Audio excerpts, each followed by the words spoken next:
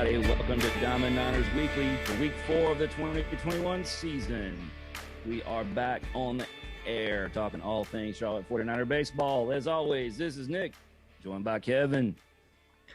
What's up, Niner Nation? Producer Brad's with us, making it all happen. Hey. And check this out, live behind enemy lines from Greenville, North Carolina, Coach Woody. What's up, Coach Woody? Hey, everybody. It's great seeing y'all. All right. We are on the air a little later tonight to adjust for the travel schedule and everything that's going on, but we're rocking and rolling now. So we're going to talk about some Charlotte 49ers baseball, and what a week it was. We've got a ton of news stories. We're gonna quickly recap the news for you. Then we're going to get in and talk some baseball. Pretty much this week, it seemed like there was something breaking just about every day. So going back to last week, we had the Western Carolina series. Niners got a big victory on Friday night. End up dropping that series with losses on Saturday and Sunday. We talk a little bit more about that later, but ended up dropping the series, bounced back in a big way on Tuesday night at home at the Hayes against 14th ranked Tennessee. Picked up the 1,200th win in program history by a score of 9-0 on just a fantastic night at the ballpark. That's what happened on the field this week. Now the news off the field. Bunch of stuff going on here. Some stuff pretty near and dear to our hearts. March 20th, we announced that we're going to be playing our Saturday game against College of Charleston at 1:30 down at Truist Field, which is the Knights Stadium in downtown Charlotte. More about that later. There's tickets for sale out there. They've got the 30% occupancy thing going. So next Saturday, March 20th, Niners are going to be playing down at the AAA ballpark.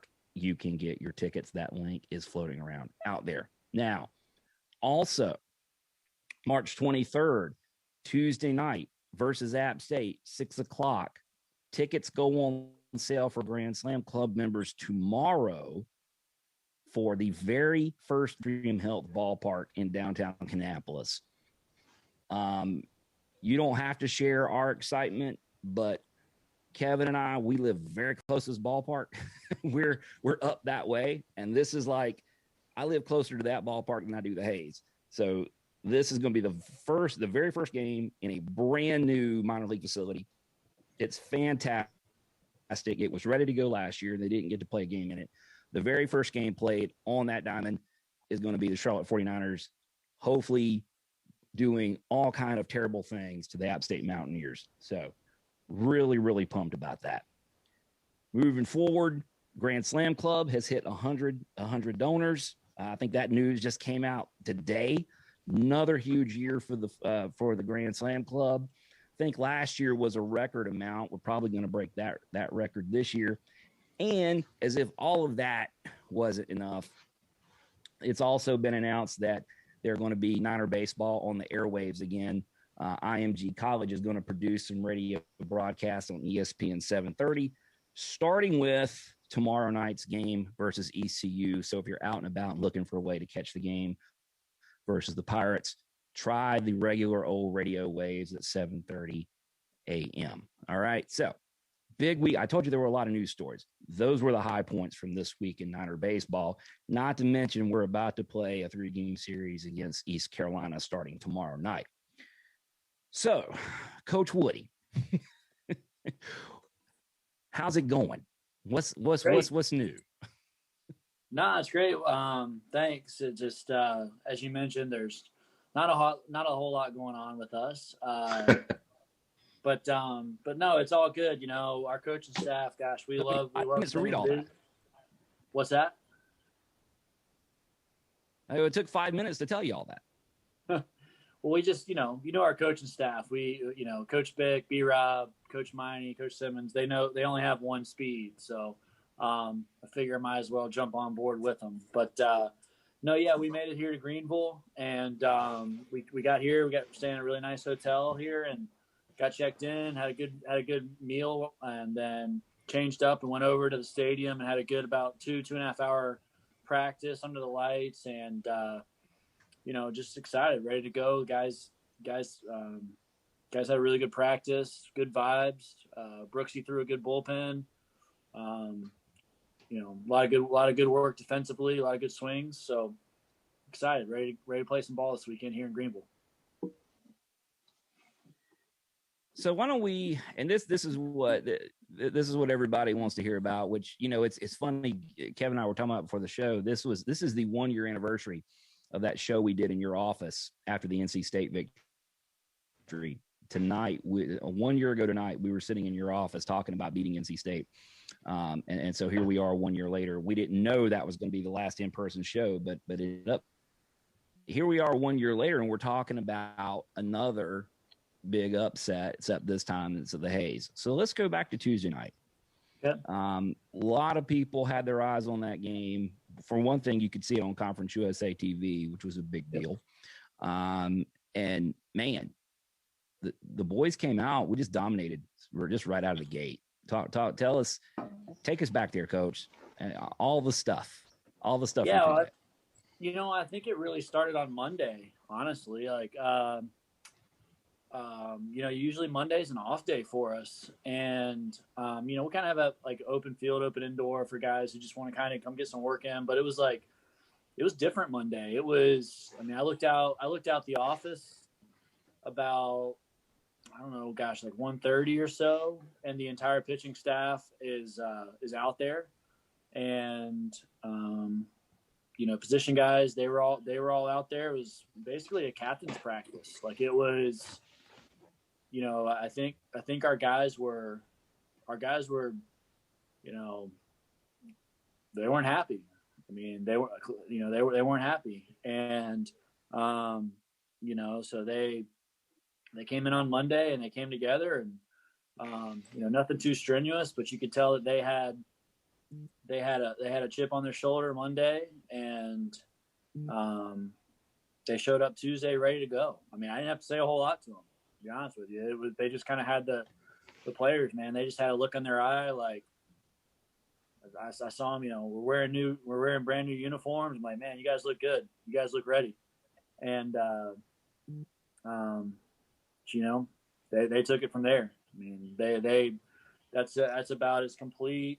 That's about as complete of a game as I've seen this group play. 11 games in, from start to finish, all facets, and you know, it's against a really, really good opponent. I mean, Tennessee, Coach Vitello, those guys. It's they've been recruiting at a high level for a number of years now, and you know, we try to keep a really strong pulse on the recruiting trail and who's going where, and you know, so we're aware of a lot of those players. I mean, I recruited that center fielder, Drew Gilbert. You know, the catcher, Connor Pavoloni. You know, we recruit. You know, there's a lot of good players on that team and in that lineup, and you know, I'm just really proud of our guys. I mean, gosh, Austin Roses, he had to look from pitch one. I mean, it was, I think, you know, 6 innings, 69 pitches. I think he threw 62 or 63 fastballs, only 6 or 7 off-speed pitches, about as efficient as you can be. You know, cruised when he was, you know, had some moments where he cruised, had some moments when he needed to make a pitch. He made a pitch, reached back a little bit. You know, so that was great to see. And then passed the ball off to Goose and Sammy G and Jackson, and they kind of do what they do. And, you know, so it all kind of started for us there on the mound, and then thought we just really grinded out 3 runs the first half of the game until Bush decided to hit one over the foul pole, and that kind of once the rest of the lineup saw that, you know, oh, that's what you can do. They all kind of, you know, we went back to back to back, so that was pretty neat. Really cool. Really happy for our players. They deserve that one. Right, Coach. You said you guys are a team that want to pitch well and play good defense. We pitched great. We got a shutout. Morosis, like you mentioned, Morosis had 6 strong innings. I think he scattered 5 hits. And then the bullpen came in and they gave up 0 hits to finish out the game. Played great defense. McKeithen was a wall behind the plate. Turned a couple double plays at critical times, especially the first inning. Kind of set the tone for the game when they rolled 2 there. And then the bats exploded in I guess it was the fourth or fifth inning when we had the first time in Charlotte 49er baseball history we've hit back-to-back home runs with Butch, Dave McCabe, and Gino Gruber going yard on three. It seemed like three straight pitches, but I think there was a couple pitches in between. But we couldn't tweet about it fast enough. They were hitting homers so quickly we couldn't keep up with it. But it was an exciting night at the Hayes. Great that we could get a top 15 team to come to the Hayes, and the fans that were able to attend could enjoy that at home in our home field. It was special. It was special. Talk about your defense a little bit. Austin Knight made some good plays. Gino Gruber and Dragum, and McCabe came back from his injury. Solid game defensively, and that kind of, like I said, the double play in the first inning kind of set the tone for us. Yeah, no, I love the guys. I love the guys that we have on our infield, and I include our catching core, McKeithen and Whitley, in there. It's just it's a really tight group. They've got great feel for where guys tend to hit the ball, and B-Rob does a great job positioning them and working with them every day on the fundamentals. And Moroza's got a ton of sink on his heater and can induce a bunch of ground balls. And the ones that were hit right at us, we made, and the ones that were had to flash the leather on, we flashed the leather on a little bit. So having David back at first base was big for us as well. I mean, he's just such a presence on the field. He's such a great target to throw to. I mean, he dug a big double play ball out of the dirt.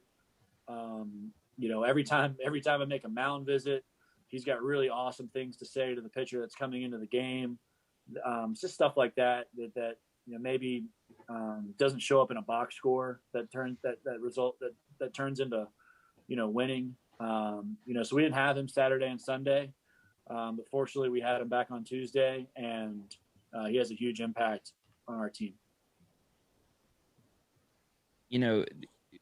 Coach, we were missing a couple of starters today, Tennessee, including Carson, who I think maybe got dinged up in warmups a little bit. He was kind of a last minute scratch, I do believe. So when you're talking about Carson Johnson at second base, you're talking about not only talent but experience. So it's like, oh man, we lost that experience at second base. We're playing in Tennessee. Oh man, and we're starting a freshman. I mean, we know he's good, but he's a freshman. I mean, it's and then in the first inning when he made that glove flip to start the double play, flipped it with his glove. I was like, uh-oh. Wow. we're off and running now, because if he's going to come in as a freshman and straight out of high school and get a start like that in a tight spot like that, and then make a play like that in the first inning, I'm like, oh man, it's going to be a fun night. Yeah, no, Gino's a special talent, and he's just an awesome kid, and I was so happy for him. I mean, gosh, we talk about it all the time in our program, just staying ready and opportunity. You never know when opportunities are going to come, right? And one of the things that we always say too is, as soon as you think that you're not going to be in there, that's when you're going to get in there. So I mean, it doesn't happen very often. I mean, Carson's right. He's hitting 6-hole in the starting lineup, and then gets dinged up and in and out, and we've got to make a change. And so, instantly Gino's got to go from, I'm not starting to I'm playing, and all the credit in the world to Gino for being ready for the opportunity, making the most of it. He played loose, he played free, and really showcased the talent that we've all seen in practice and in the recruiting process, and really played a big role in us beating Tennessee. It's great. A similar situation when Dave McCabe got injured. Will Butcher kind of got a few more at bats, and over the weekend, and then he made a huge impact in the game on Tuesday with 2 homers and another RBI. He broke the seal, so to speak, in I guess it was the first inning. Put us on the board 1-0. So kind of a similar situation. A freshman, I guess he redshirted last year, but he's still a first-year college player coming in and making a big impact right away. Yeah, absolutely. I mean, we love Butch. He's such a team guy. Whether he's playing first base or he's DHing or he's pinch hitting, he's always ready. And that's one thing. We've got a bunch of guys on this team that are like that. And again, just making the most of the opportunities when they come, and put some really great swings to the bat. I know he hit those 2 home runs, but like you said, that at bat in the first inning, that to get us that lead, I think there was 2 outs, maybe even 2 strikes. That just kind of lets a little bit of the air out of the room, and the rest of the lineup can say, okay, here we go. Oh, that was it was unbelievable watching that from the stands. And so Butch does what, like you said, Butch kind of, he puts one over the foul pole and everybody's like, oh, really? Okay. McCabe comes up next, which McCabe, I don't know if you were watching the game at home, you might have seen it. He's a switch hitter, but right now, I guess with his hand, he's only batting lefty right now. Which normally he would have been from the right-hand side at that particular at-bat. I'm pretty sure he was facing a lefty, but didn't matter. Big Maple says, whatever, I'm here to hit dingers, so that's kind of what I'm doing. And then Gino, which Butch, yeah, I got you, Butch. We're all over that. David, yeah. But then Gino, I don't think we had Gino going to do the third one, but he did it anyway. And for branding purposes, I need to go look back at the video. I'm pretty sure he bounced that ball off the swoosh mark in left center. I think he was on brand. Well, he, they made a pitching change, I think, right before Gino's, and while the new pitcher was warming up, Gino and a couple of the other hitters were just standing there, and right before the pitcher was getting ready to throw his last warm-up pitch, I kind of jokingly just said on like, well, I'm like Butch and David, they just showed you what to do, so go do that. And and Gino's just kind of like, okay, coach, okay. And dang, at first pitch, he didn't just ambush one and gave a little point to the dugout, which was great. Love seeing him have fun. That was fantastic. So, which we could do the whole show on just Tuesday night, but we will talk about some other things. We want to talk about these opportunities to play at the Pro Park, starting with the Knight Stadium downtown, and then moving on to the Cannonballers in Kannapolis. Could you talk a little bit about just how these opportunities kind of came to be? Yeah, well, we've had a long-standing relationship with the Knights over the years. Long before I and our coaching staff together were here. And the Knights are huge supporters of Charlotte baseball. So, we try to schedule 2 or 3 games up there each and every year. And then, with everything being fluid, the numbers weren't as good as they, or I won't say as good, but the numbers weren't trending the way they're trending now as far as COVID in January and February. So it takes a lot of behind the scenes, manpower and work, effort, marketing, ticketing, et cetera, to put these games on. And, so we kind of, I don't know if we'd say cancel's the right word, but we kind of put it on pause for us playing up there earlier in the year when the numbers weren't trending up. They were staying the same or trending down.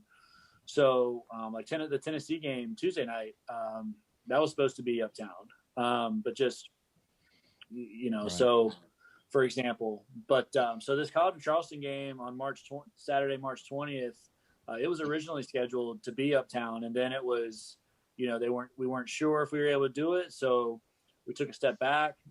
But then now that the numbers are turning up and vaccinations are becoming more and more available, we, very thankful, thank Rob Egan and Dan Rutkowski with the Knights reached out to myself and Darren Spees and wanted to host college baseball, at Truist and Uptown again. And we're just excited. I mean, that's something that, with our players who have been here in the program before, they've played up there.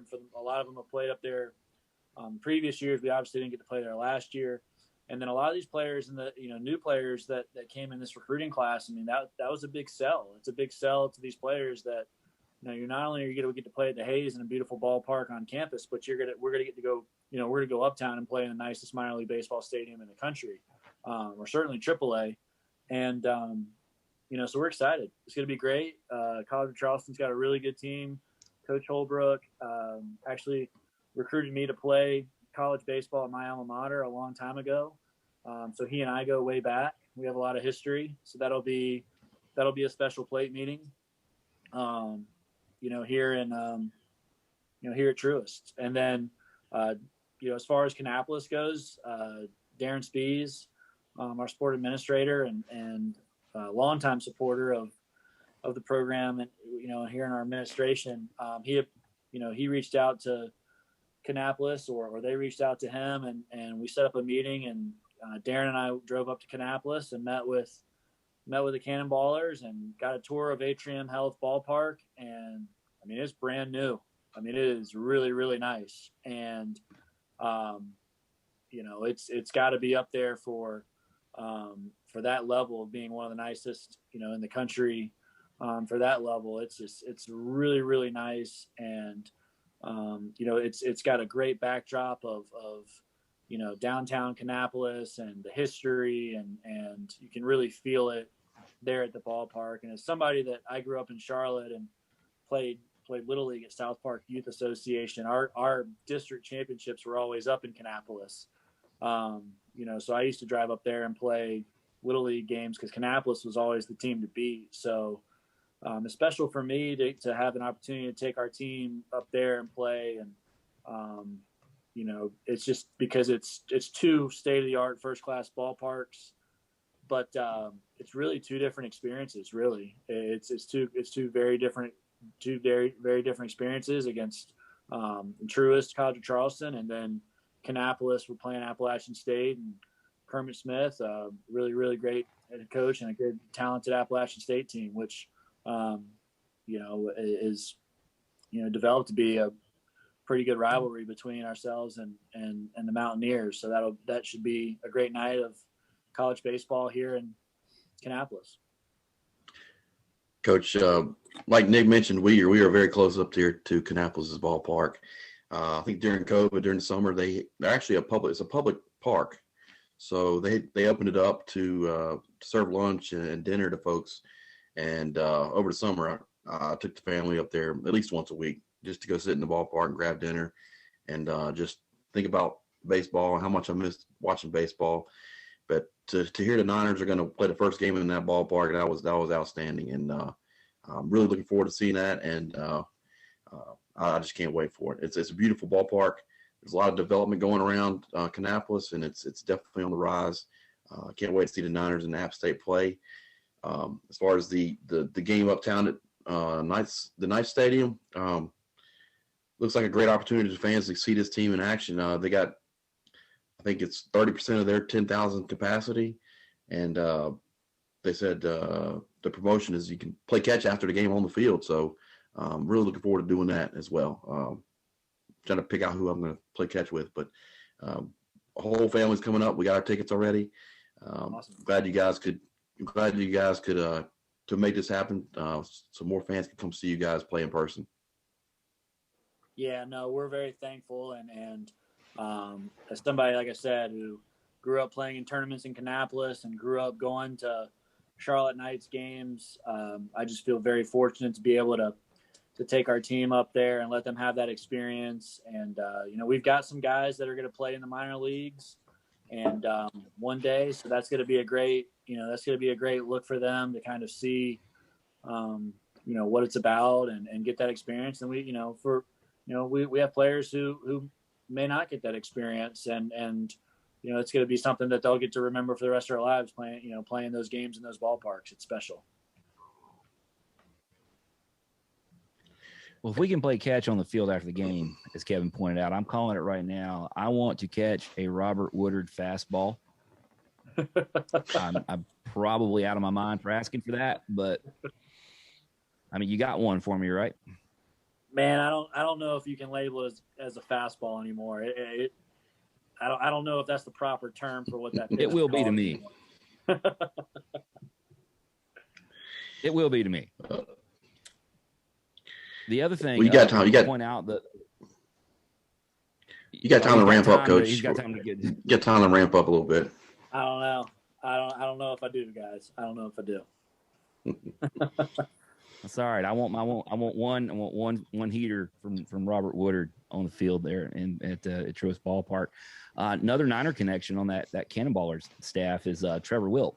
A Niner and called the Niners before Jackson Kaplan did.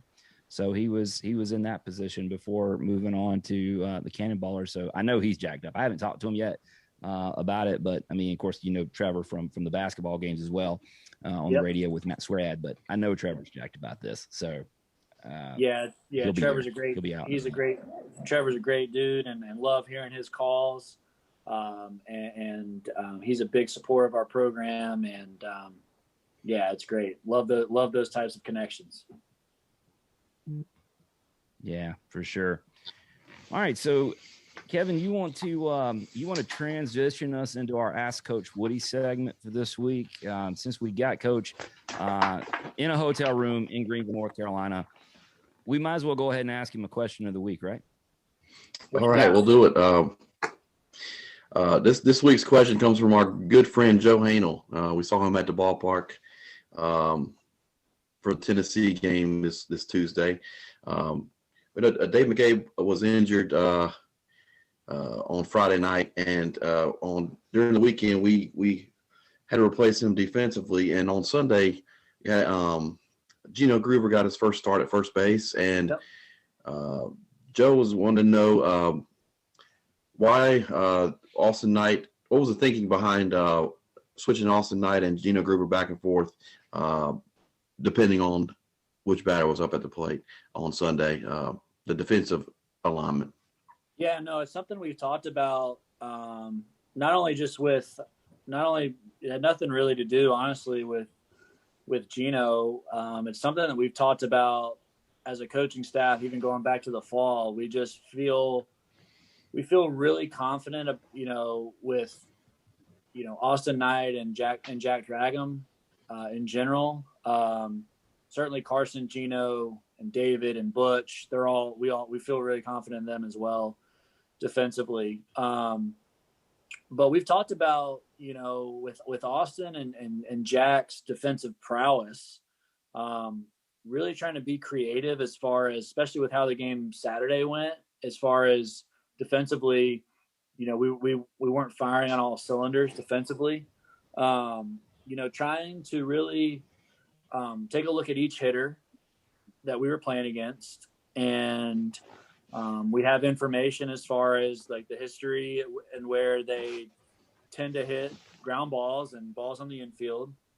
And we wanted to just kind of strategically try to, and looking at Austin as we think is one of the best defenders in Conference USA, try to put ourselves in a position for Austin to have the most plays that day. So, there were certain hitters, and it worked out well with their lineup. Obviously, the result wasn't what we wanted, but it worked out the way that Western Carolina's lineup was. It was, they usually had stretches of lefties and righties and guys who hit balls on one side of the field or the other.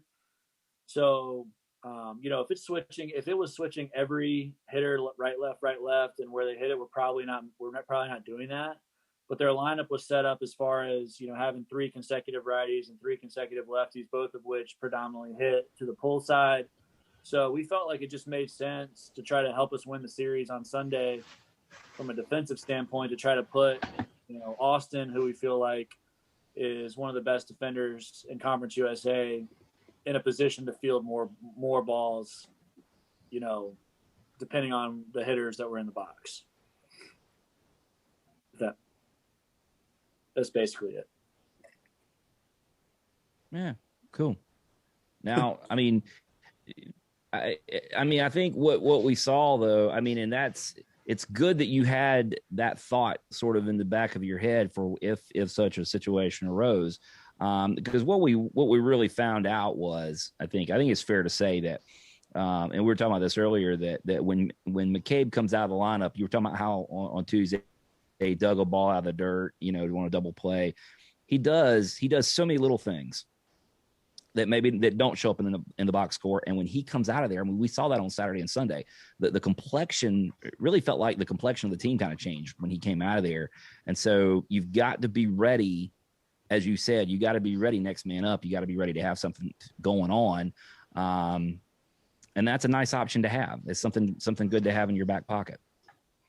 Yeah, no, I mean, we're always going to try to look at things creatively if necessary. If we feel like something gives us even a slightly better chance to win or prevent runs, we're going to take a look at it and discuss it. And if we feel like it gives us a better chance to win, again, obviously we didn't win the game. But if we feel like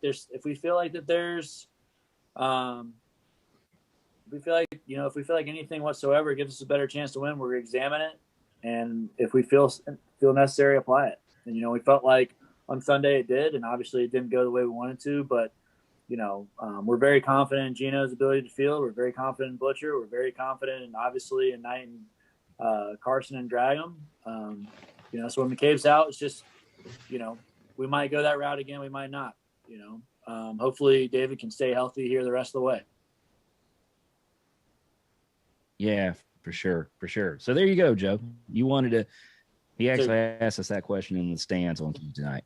Yeah, no, it's a great question. It's a great question. It's a little unorthodox. You probably don't see it a whole lot, but one thing that I'll say, I mean, for the most part, the balls that were hit to Austin. And even when we left him, there's even a couple of lefties we left him. One was a lefty and one was a switch hitter. But he had a tendency to stay inside the ball, and the information we had, he would still hit it over to the third base side, and we left Austin there, and he was one step away from snagging a line drive, if you remember. So, again, didn't go our way on Sunday, but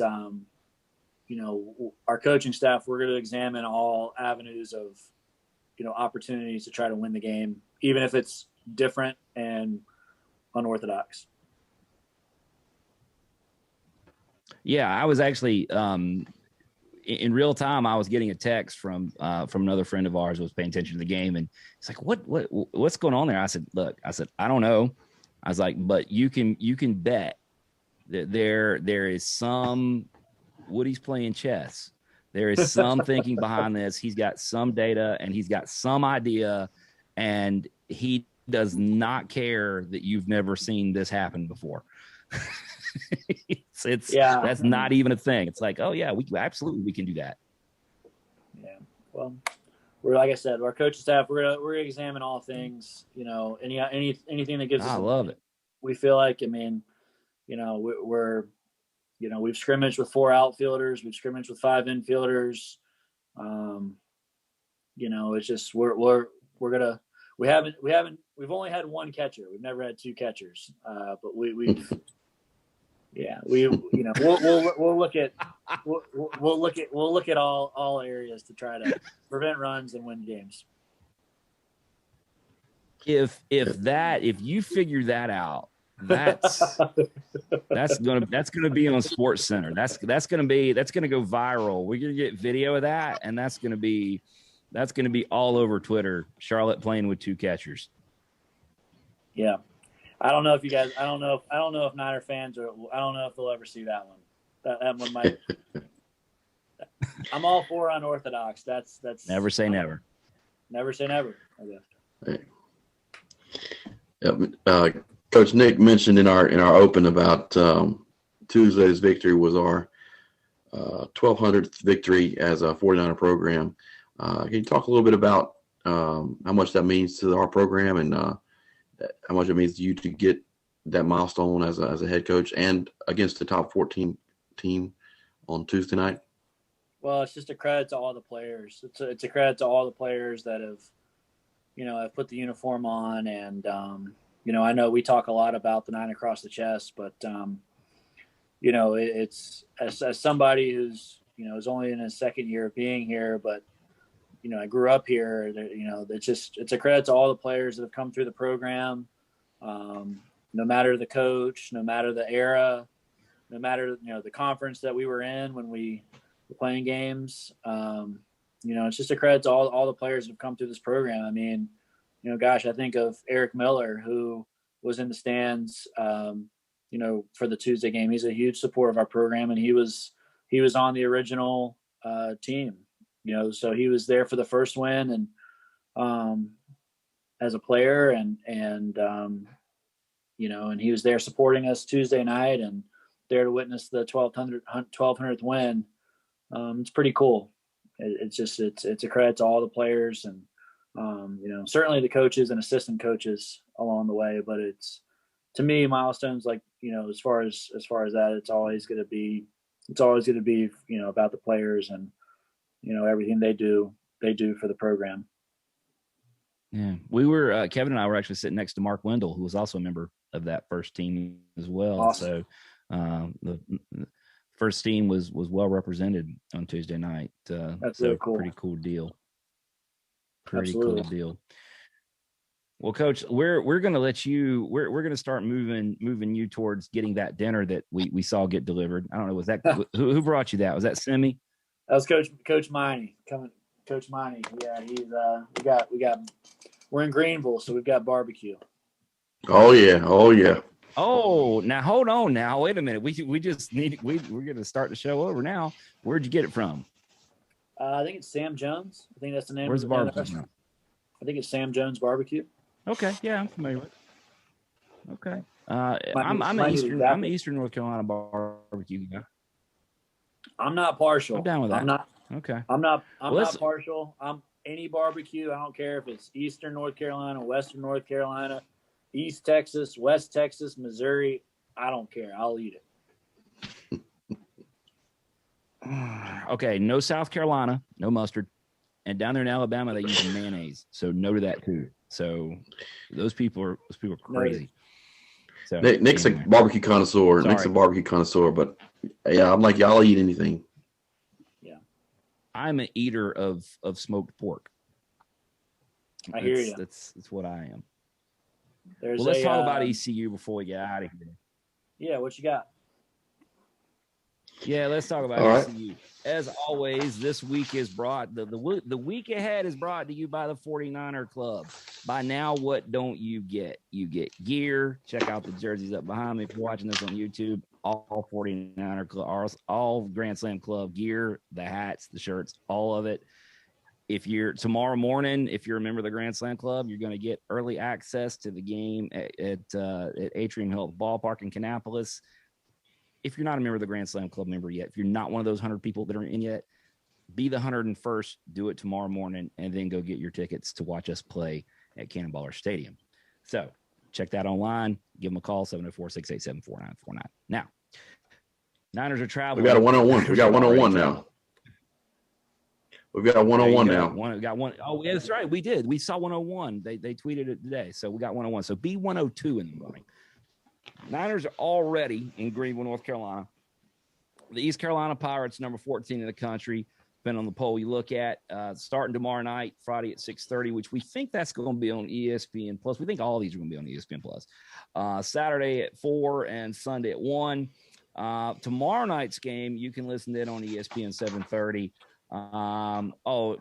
Maybe tomorrow's going to be on ECUPirates.com. I might have that wrong, and then the other two on ESPN Plus. I think I have that straight now. So ECU's coming in 10-2, which if you're keeping score at home, ain't bad. They lost the midweek extra innings to Old Dominion. The only other loss was to Georgia Southern, but they did take that series 2-1. As we saw last year at the Hayes, Coach Woody, ECU, they have a good ball club. So it's going to be quite a challenge for you guys starting tomorrow night, 6:30. So what's your take on this Pirates ball club? Yeah, I mean they're a gritty club that's well coached. It's got a lot of experience. They've got some guys on this team here that have played in a super regional, and we've got our work cut out for us. But I love our group. I love obviously what we saw Tuesday night and along the way. There's been nothing but great vibes, really since Monday from our players and throughout our program. So we're excited for the opportunity to come here to Greenville and play a great series against a great team. And we feel ready. We feel good. Coach, what can you tell us about what you've seen on film about the ECU Pirates coming in to the weekend? Well, I mean, they got, two really talented hitter and Connor Norby and Seth Cadell. I mean, they're both, I think they're, Norby's hitting 491 with 4 jacks and Cadell is hitting 340 with 6 jacks. So those are two guys that, they kind of make their offense go in terms of run production. So we're going to have to really execute to those guys. But there's no let up. I mean, it's going to be, it's going to take our best focus and best execution each and every pitch. That's what it takes to beat, teams like East Carolina and win series here, in enemy territory. And then on the mound, they've got good stuff. I mean, pretty much top to bottom. Every one of their guys is going to be, low to mid 90s and good off speed. And they've got Gavin Williams, who's upper 90s, big power arm. So, it's a really good team. It's a really good team. It's a really good challenge. But like I said, I've had nothing but good vibes from our players and team all week. They've worked extremely hard to prepare for this series, and it's just time to go play. Right. Hopefully ride that momentum from Tuesday night into the weekend. Clicking on all cylinders, it seemed like to me. You guys are going into enemy territory, and their ECU fans are known for being a little bit too rowdy out there. I know you guys are prepared to hear all kinds of inappropriate things being tossed at you out there, but I know you guys have thick skin, and you'd be ready to put that out of your mind and play ball. We've seen evidence of we've seen evidence of their research. They've been researching our guys already, and who knows what they're doing. But they're gonna be prepared as well in the stands. So I know our guys are ready, and they'll focus on playing ball. Yeah, no, I mean it's a great college baseball environment. It's the Hayes is a great college baseball environment. East Carolina, there's a number of them, throughout our state, and I'm excited. I'm excited for our guys. I've always believed that when you're getting trash talk from the seats, that's somewhat of a sign of respect, because if you weren't a good team or you weren't a threat, then they'd probably just leave you alone and not say a whole lot to you. So I think it's a cool atmosphere and a cool environment, and I think our guys are ready for it, and I'm excited for them. Kevin, I think what was 1,200 is what their number was for this weekend. 1,200 fans, something like that. Yeah, I think that's what they said. There'll probably be 1,200 people along the outfield fence. What do they call that out there? I can't remember what they call it. I think it's the jungle. The jungle. They call it a jungle. The jungle. Yes, exactly right. The jungle. Those people are their reputation precedes them. They were before they were allowed in. I think some of them were watching. An early season game. They were watching in a parking lot across the street. They had lit bonfires and put a TV in the back of their car, and were watching the game from across the street. So those folks are hardcore. Be a fun weekend. But you're right. When they're not worried about you, when you go to a road game and everybody's nice to you, nothing on them. But when we went to Clemson for football, and everybody was so nice and so happy to see us, it was like, uh-oh. They were being nice for a reason, because they were Clemson when they knew what was about to happen, right? So when they're worried about you, folks, that's a good sign. I agree. I'm on board with that. So, and Coach, I'm not going to ask you to comment on. I know you got a big weekend series. For the fans, though, I will point out that it looks like we are scheduled to play Wake Forest the next Tuesday, March 16th, before we are back on the air again. And it does look like Wake Forest, who had been on a COVID break, has resumed activities, and they are going to travel to Miami this weekend. So that's a series that Niner fans might want to keep an eye on, because Wake Forest, I know they missed last week. I think they missed a midweek game before that. So they had been on a COVID break, and the Demon Deacons are apparently now back in operation, and we'll be seeing them the Tuesday after this weekend series. So that's something worth keeping an eye on. That's always a good series as well. Whenever, I spoke with Coach Walter this morning, and I hate it for them, because they have a really good team, and I hate to see any team at all, but certainly teams that are have chance to do special things affected by this. So I had a good conversation with him, and to your point, I think we're still anticipating playing on Tuesday, and they're a really good club, and should be a great matchup. Yeah, just a heads up to the fans out there. I do believe they are selling tickets to that game on the Wake Forest website. Just go to their schedule, click on tickets. I think they're $5. So any Niner fans we have in the Triad, or Niner fans that want to travel out there, go ahead and grab some tickets and go see this team in person. They've got a little. They're playing an old minor league ballpark, so they've got a lot of seating. So go check them out if you can on next Tuesday at I don't know what they call it now, but it used to be Ernie Shore Field when Winston-Salem David Couch professional team. Couch. Oh yeah, David Couch Park. Used to be Ernie Shore Field when the Winston-Salem Warthogs played there. Yeah. So good. It's a good environment for baseball, and there are a ton of Niners up in the Triad. So some of you folks should check out tickets and see if you can get in there to catch the Niners next Tuesday, the 16th.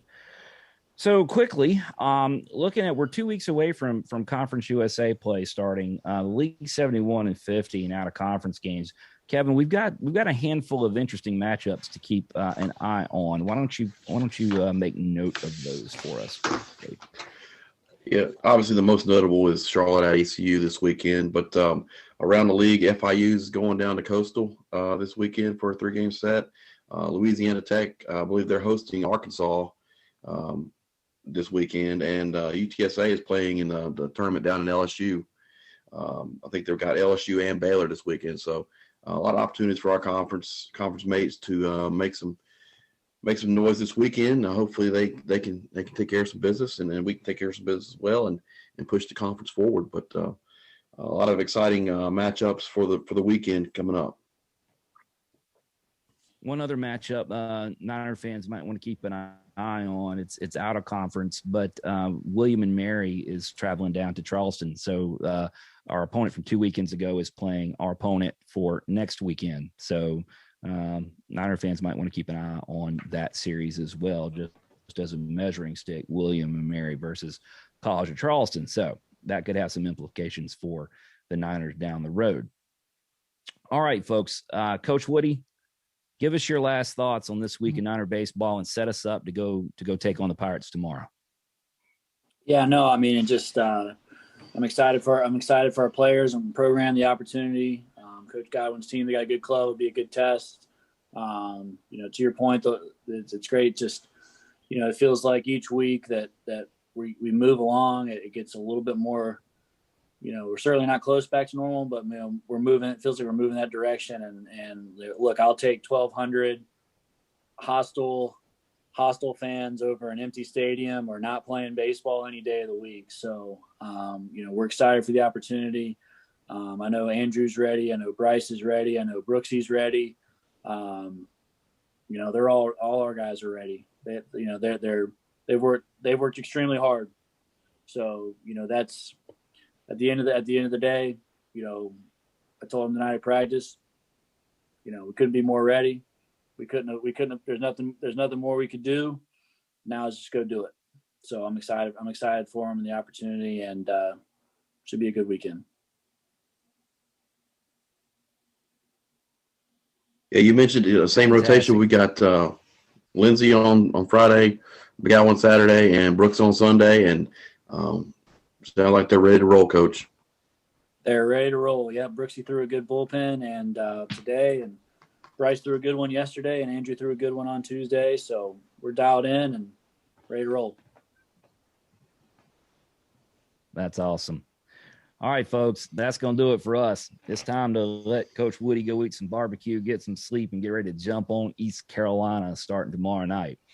We appreciate you tuning in. We love hearing from all of you. Feel free to reach out through any of our social media platforms. If you're old-fashioned like us, just say hello at the park. That's going to do it for Diamond Niners Weekly this week. Until next time, we'll see you at the Hays. Go Niners.